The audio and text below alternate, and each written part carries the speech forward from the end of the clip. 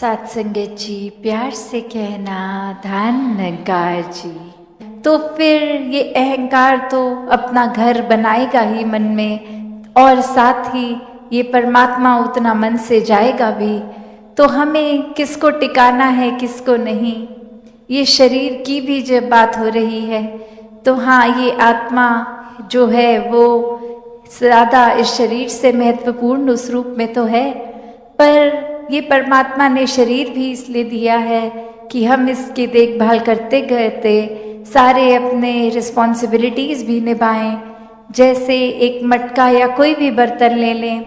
एक बाहर की सुंदरता से ज़्यादा वो मजबूती इम्पॉर्टेंट होती है कि अंदर उस पात्र में क्या है, वो पानी है या जो भी है, क्या टिकेगा। एक थोड़ा सा भी सुराख हो जाए तो वो पानी तो पात्र में टिकेगा नहीं, बह जाएगा। तो उसी तरह ये तन मन धन के साधन ये निराकार ने तो दिए हैं हमें, पर अब हमें इन साधनों को क्या करना है, सदुपयोग तो करना ही है। पर एक वो जो बात कि कैसे उसका सही इस्तेमाल करते हुए उसकी यूटिलिटी उस तरह से निकाली जाए। तो जहाँ ये शरीर भी दिया है जिसमें एक इतनी कैपेसिटी, एक कैपेबिलिटी है, उसको पूरी तरह तो जीना है, एक संत मति के अनुसार पर जीना है। तो ये परमात्मा को जितना ही मन में हम बसाएंगे उतने ही हमारे अवगुण दूर होते जाएंगे, वरना तो अहंकार में रहेंगे तो यही सोच चलेगी कि हमसे श्रेष्ठ कोई नहीं है, एक हमारे जैसा बल किसी में नहीं है। हमारी सोच, हमारी बुद्धि कोई भी छोटा सा काम करके अपने आप को ही मन ये सर्वश्रेष्ठ मान लेता है। तो फिर ऐसे अहंकार में रहेंगे तो इस परमात्मा की बनाई हुई रचना,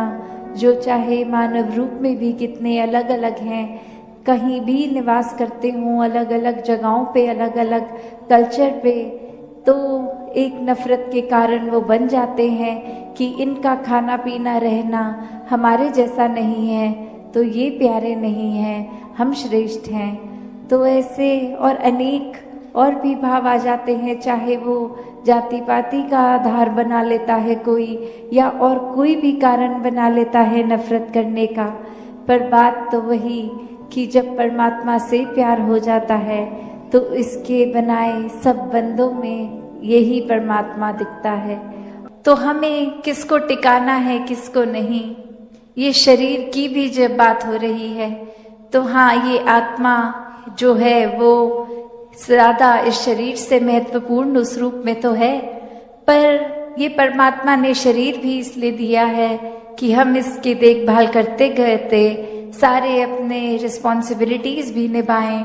जैसे एक मटका या कोई भी बर्तन ले लें, एक बाहर की सुंदरता से ज़्यादा वो मजबूती इम्पॉर्टेंट होती है कि अंदर उस पात्र में क्या है, वो पानी है या जो भी है, क्या टिकेगा। एक थोड़ा सा भी सुराख हो जाए तो वो पानी तो पात्र में टिकेगा नहीं, बह जाएगा। तो उसी तरह ये तन मन धन के साधन ये निराकार ने तो दिए हैं हमें,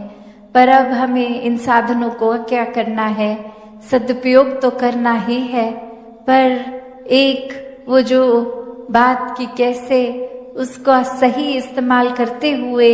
उसकी यूटिलिटी उस तरह से निकाली जाए। तो जहाँ ये शरीर भी दिया है जिसमें एक इतनी कैपेसिटी, एक कैपेबिलिटी है, उसको पूरी तरह तो जीना है, एक संत मति के अनुसार पर जीना है। इस परमात्मा से असली रूप में प्रेम है तो हर एक से ही प्रेम है। फिर कोई भेदभाव नहीं, फिर कोई भी फर्क नहीं कि कैसे ये इंसान तो इस कैटेगरी में है या हमारे हिसाब से ये अलग अलग डिविजन्स, फिर वो दिमाग कोई भी वजह से कोई बायसनेस नहीं करता। फिर एक ही ये नज़रिया जाता है कि हर एक से बहुत कुछ है सीखने के लिए, कि there's so much to learn from everyone। तो बात वही कि अपने अंदर झांकने की, इंट्रोस्पेक्शन की बात है कि हर कुछ इस संसार में बहुत अच्छा चल रहा है, पर हमारा नज़रिया क्या है? क्या हम उस तरह के इंसान बन गए हैं कि एक परफेक्ट सिचुएशन में भी इम्परफेक्शन ढूंढते हैं, एक सही चीज़ जो चल रही है उसमें भी कमियां निकालने वाला नज़रिया बन गया है? या फिर हमारा नज़रिया वही बात जैसे बोलते हैं every cloud has a silver lining, कि चाहे कितना भी अंधेरा हो, सिचुएशन कितनी भी एक डल है, एक अंधकारमयी है, पर उसमें भी वो आशा की रोशनी की किरण दिखती है। तो बात वही कि ये नज़रिया हमारा कैसा है, और फिर हर बार जब भी ऐसे पल आते हैं तो नज़रिया क्या होता है? क्या हम हर बार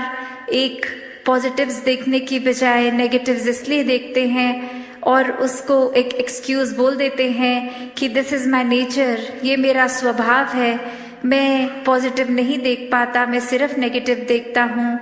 तो बात वही कि स्वभाव, ये नेचर, ये रोज़मर्रा की आदतें कोई ऐसी नहीं हैं जो कभी बदली नहीं जा सकती। These are ever changing. इनको हम थोड़ा सा मेहनत करके, एक काम करके ये हैबिट्स को, एक थॉट प्रोसेस को, एक पॉइंट ऑफ व्यू को बदल सकते हैं, बल्कि अंदर से ही एक हमारा नेचर बन जाएगा, एक व्यवहार में आ जाएगा, एक हमारा एक कोर ही प्यार जब होगा तो वही पहुंचेगा। और इसी तरह हर जगह जहाँ God is love, love is God, ये प्रेम को परमात्मा के समान का दर्जा जो दिया है, तो ये प्रेम का असली एक भाव क्या है कि हम अक्सर ये भी सोचते हैं कि चलो हम घर परिवार अपने दोस्तों से या जिनको जानते हैं उनके लिए तो ये प्रेम अंदर से निकलता है, हर एक के साथ हम अच्छा पेश आ सकते हैं, तो जिनको नहीं जानते, जो अजनबी हैं या जिनसे जीवन में कभी मिलेंगे भी नहीं, उनको प्यार करना कैसे संभव है? तो बात वही कि जो ये एक है, ये परमात्मा है, जो ये कड़ी जो सबको जोड़ती है, जब इससे प्रेम हो जाएगा तो सभी से प्रेम हो जाएगा। और फिर चाहे किसी के भी स्वभाव कभी हमें पसंद नहीं आते, या कोई हमें लगता है कि ये इंसान तो बिल्कुल मधुर वाणी नहीं बोलता, गाली गलौज या एक ऐसे कठोर शब्द बहुत से बात करके दिलों को भी दुखाता है, फिर ऐसे इंसान से कैसे प्यार हो? तो बात वही कि एक इंसान को अगर हम इसमें परमात्मा का रूप देखेंगे तो वो क्षमा मांगने की भी बात उसके लिए कि परमात्मा इसको बख्शो, इस इंसान में थोड़ी सोझी डाल दो कि व्यवहार सुधर जाए, मन बदल जाए और जुबान से भी ये मीठी बातें ही बोले, और साथ ही फिर अपना भी प्रयत्न रहे कि वो इंसान के जीवन में क्या ऐसा बात, कौन सी ऐसी बात है जिसके वजह से वो परेशानी इतनी आ गई कि स्वभाव और बोल में भी है, तो हम ऐसा क्या योगदान कर सकते हैं जिससे हर किसी को एक कंफर्ट मिले, एक आराम मिले, एक जीवन उनका और बेहतर हो सके। तो यही जो संतों की बात होती है कि हर संत हृदय नवनीत समान, कि एक संत का दिल इस तरह हर एक के लिए पिघल जाता है,